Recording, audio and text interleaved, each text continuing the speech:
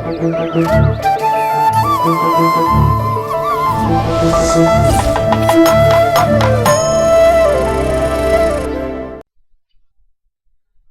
மிஞ்சிய பணமும் அதை விட மிஞ்சிய புகழும் கிடைச்சா மனசு எங்கெல்லாம் சுத்தம்.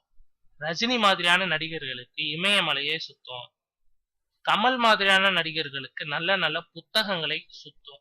தனுஷ், அனிருத், சிம்பு மாதிரியான நடிகர்களுக்கு அங்குதான் 1000 டவுட்டுகளை அள்ளி போடுகிறது அந்த பணமும் புகழும். ஏற்கனவே தனுஷும் சிம்பும் பேசிக் கொள்றதில்ல. தனுஷும் சிவகார்த்திகேயனும் பேசிக் கொள்வதில்ல. தனுஷும் விக்னேஷ் சிவனுமே பேசிக் கொள்வதில்ல. போற போக்க பார்த்தா தனுஷுமே கூட பேசிக் கொள்ளாமல் போய்விடுவார்களோ என்கிற அளவுக்கு போகிறது அன்றாட அன்ஃப்ரெண்ட் பொசிஷன்கள். அனிருத் மீது நடுவில் கோபம் கொண்டிருந்த தனுஷ் அவருக்கு பதிலாக தன் காம்பவுண்டுக்குள் சந்தோஷ் நாராயணனை கொண்டு வந்து விட்டார். இந்த ஒரு காரணத்தை வைத்தே தனுஷும் அனிருத்தும் பேசிக் கொள்வதில்லை என்று பரபரப்பு கிளப்பியது உலகம். என்ன நினைத்தார்களோ, எங்களுக்குள்ள எந்த கருத்து வேறுபாடும் இல்லை, நாங்க இப்பவும் ஃப்ரெண்ட்ஸ் தான் என்றார் அனிருத். சொல்லி வாய் மூடுவதற்குள் அந்த இடி வந்து விழுந்து விட்டது. கம்போசிங்காக அனிருத் வெளிநாடு போயிருக்கிறார்.